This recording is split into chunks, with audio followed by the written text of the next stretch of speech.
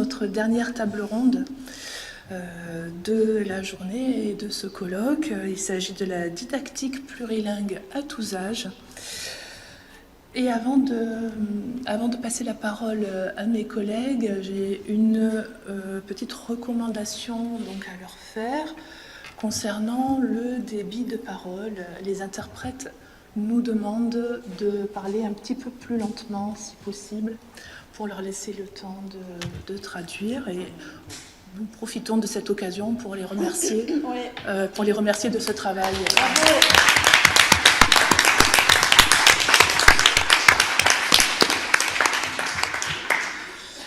Bien, alors, cette table ronde sur la didactique plurilingue à tous âges commence à 17h30 passé au lieu de 17h15.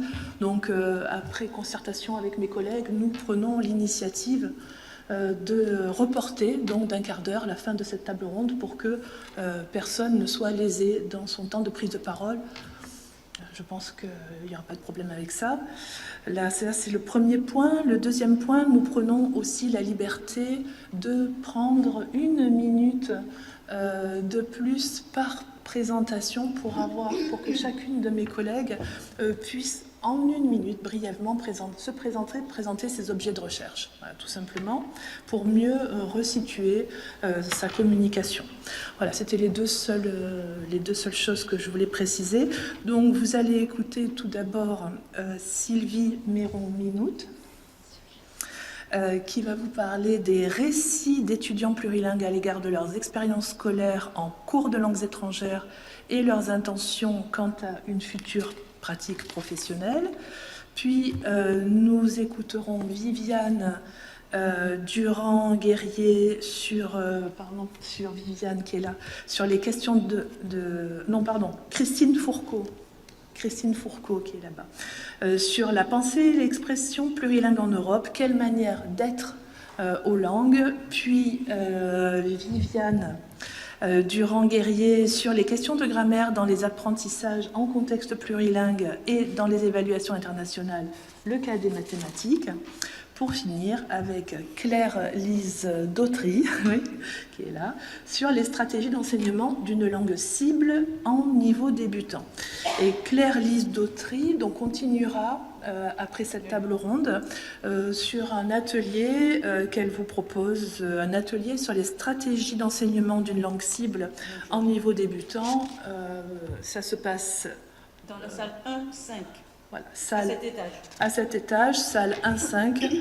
Donc, n'hésitez pas à la rejoindre sur cet atelier particulièrement intéressant. Bien, donc, sans plus tarder, je laisse la parole à Sylvie Méron-Minout, qui prend elle aussi 1 minute pour se présenter aussi. Merci Pascal pour l'introduction. Donc, je m'appelle Sylvie Méron-Minout, je suis française et je vis en Allemagne depuis déjà fort longtemps. Mon domaine de recherche et d'action, c'est la didactique des langues étrangères. J'ai ma HDR en didactique des langues romanes. Et depuis 2021, je dirige le département de français à l'École supérieure de pédagogie de Karlsruhe. Voilà.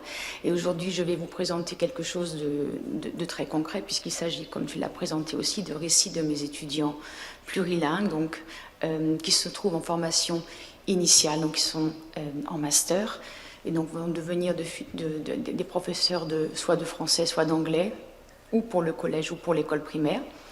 Donc, ils vont porter un regard sur leurs expériences scolaires en tant que plurilingues, que personnes plurilingues, et aussi porter un regard prospectif donc, sur leur future pratique d'enseignement des langues étrangères. Je vous présente, voici ici, donc j'ai suivi les consignes de faire la présentation dans une autre langue, donc elle est en anglais, mais je continue de parler en français. Voici mon plan. Je vais vous faire une petite introduction. Bien d'abord, je vais commencer par mon introduction aussi maintenant, à savoir que la présentation d'aujourd'hui donc se veut une continuité ou un prolongement, on va dire, de mon étude de ma HDR qui a été publiée en 2018 et qui portait sur le plurilinguisme dans l'enseignement des langues étrangères. C'est une étude qualitative et empirique sur les attitudes, mais aussi les discours des enseignants de langues étrangères. Donc à l'époque, je me suis occupée 12 professeurs de langues étrangères. En Allemagne, donc, il y a les enseignants en Allemagne sont bivalents, minimum bivalents. Donc là, j'ai porté mon attention sur les profs de langues étrangères, voilà, qui soient en combinaison anglais, espagnol, français, italien, etc., etc.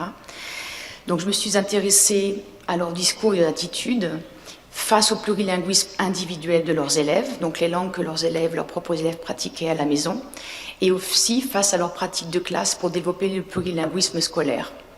Donc cette idée de didactique aussi du plurilinguisme. Donc pour cela, j'ai réalisé une étude qualitative, exploratoire, et le recueil des données s'est basé sur des entretiens individuels semi-guidés que j'ai retranscrits. Ils ont été ensuite analysés, donc une analyse descriptive puis interprétative qui a permis de mettre en lumière donc ce que les enseignants savaient des biographies langagières et des expériences linguistiques de leurs apprenants, comment ces enseignants thématisaient leur plurilinguisme, donc les langues qu'ils pratiquaient à la maison, et mettaient à profit ou non leurs compétences linguistiques et culturelles, de même que comment ils définissaient leurs pratiques d'enseignement dans le contexte de classe hétérogène. L'étude, bon, je ne vais pas vous parler de cette étude-là, mais elle a montré, en fait, donc j'ai eu une variété de portraits, autant de portraits évidemment différents que les personnes interrogées, qui ont montré vraiment des pratiques complètement différentes. Mais cette étude m'a permis de formuler des réflexions sur la formation universitaire des enseignants, qui doivent aussi préparer les étudiants et les stagiaires à la future réalité scolaire, institutionnelle et en rapport avec le plurilinguisme.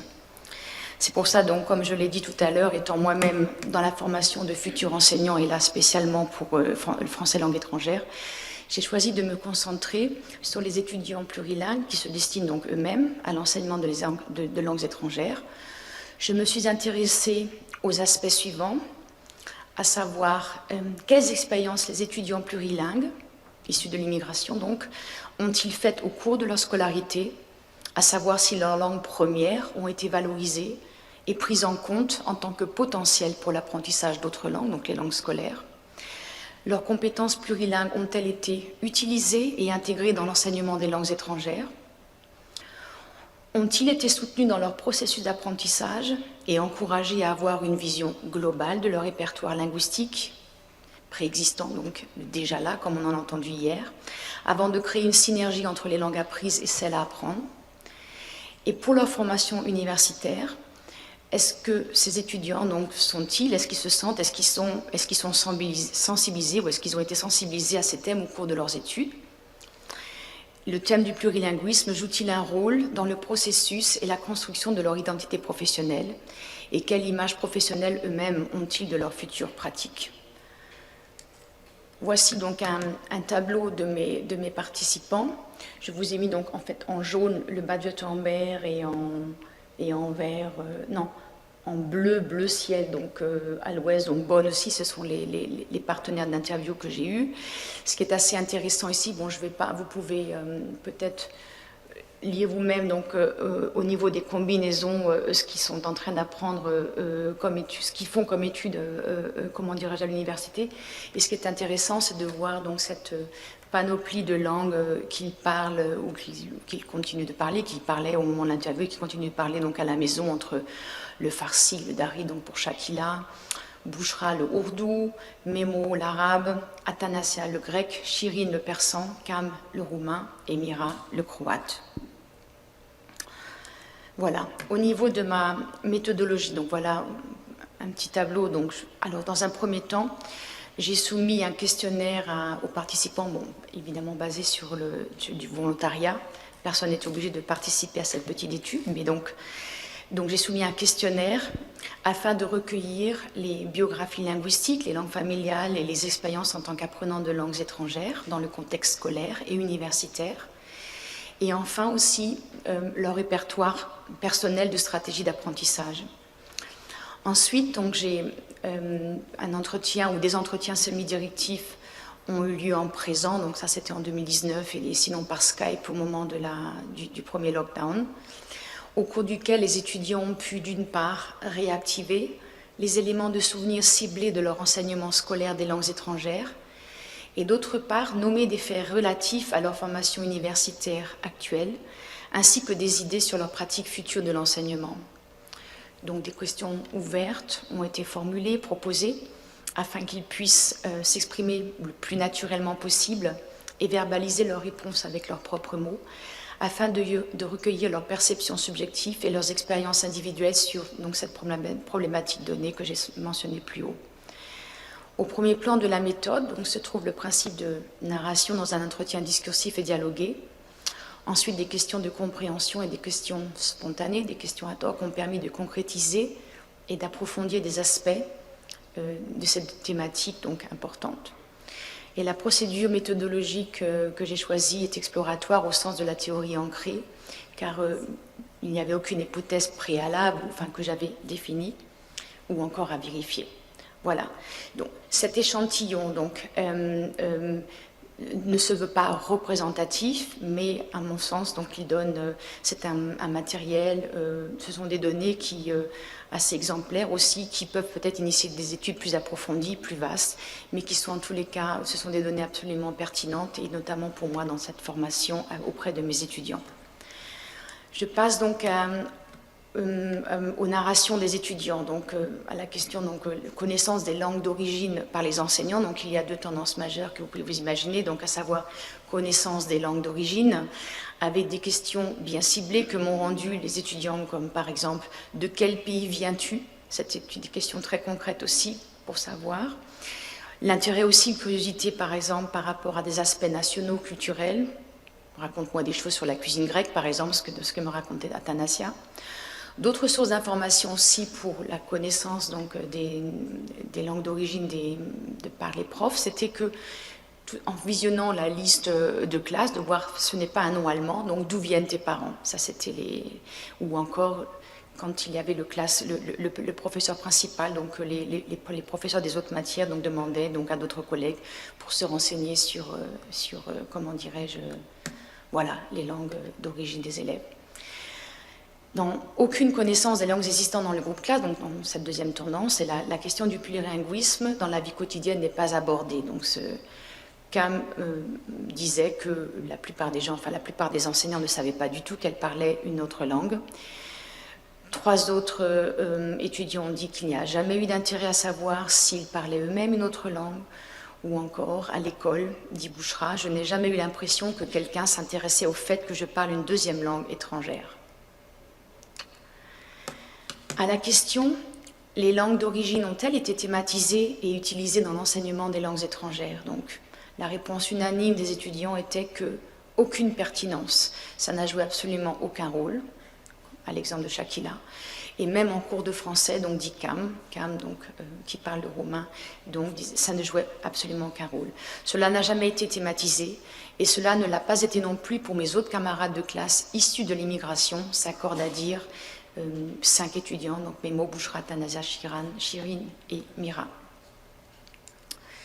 J'ai posé la question à mes étudiants à savoir, à votre avis, donc, quelles pouvaient être ces raisons de cette non-inclusion, cette absence d'inclusion des langues étrangères ou des langues d'origine que vous parlez vous-même, que vous pratiquez à la maison. Donc, une sorte de dénominateur commun était que ces étudiants possédaient parfaitement ou de façon très performante donc, la langue allemande. Il va falloir conclure, d'accord. Bon, que le cadre institutionnel, il ne reste plus que 2 minutes à peine. Alors, je regarde où est-ce que je... Par rapport à la...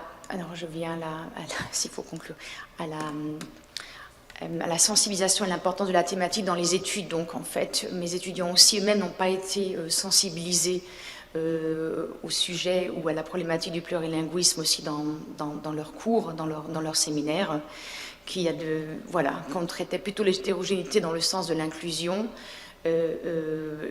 différents types d'apprenants, mais pas dans l'inclusion des langues, le pluriculturel. Et leurs idées personnelles pour la pratique future de l'enseignement, c'était que intégration des langues d'origine, donc ils le voient comme un grand potentiel d'apprentissage, les enfants migrants. Donc réfléchir dans l'idée de réfléchir à différents systèmes linguistiques et les comparer, ou considérer la diversité, la multiplicité comme un avantage et une grande force, construire un environnement familier et valorisant dans lequel chaque élève se sent à l'aise, accepter et trouve sa place. Voilà. Je passe donc à ma dernière diapo pour les expériences scolaires des étudiants aussi. Pour résumer, donc, que peu d'enseignants avaient des connaissances des langues d'origine des étudiants et n'étaient pas au fait du potentiel linguistique des personnes interrogées, donc de ces étudiants. Et si malgré tout ils disposaient de ces connaissances, celles-ci n'étaient pas prises en compte et n'étaient absolument pas exploitées. Et lorsque les langues d'origine ont été mentionnées en classe, donc cela n'a été réalisé que ponctuellement, rarement, même plutôt rarement et occasionnellement par des questions de curiosité. Et que les hypothèses ou suppositions des étudiants sur la non prise en compte de leur plurilinguisme concernent d'une part le cadre institutionnel et les thèmes imposés aussi sur le plan de la formation. Donc, dernière diapo, formation universitaire, donc les études n'abordent pas assez tôt le plurilinguisme et les concepts didactiques d'intégration des langues d'origine dans l'enseignement des langues étrangères. Et ces étudiants donc interrogés expriment unanimement le souhait de concevoir un enseignement meilleur, plus adapté, qui favorise l'inclusion pluriculturelle et plus sensible aux langues. Et que ces personnes interrogées se sentent intrinsèquement motivées à prendre en considération les langues d'origine de leurs futurs élèves, à intégrer leurs connaissances, leurs capacités et leurs aptitudes et à les utiliser de manière profitable pour l'apprentissage d'autres langues. Et que la mise à profit de toutes les langues d'origine permet un échange interculturel dans une salle de classe interactive. Voilà, c'est bon. Je vous remercie de votre attention. J'ai mis une petite bibliographie et voilà.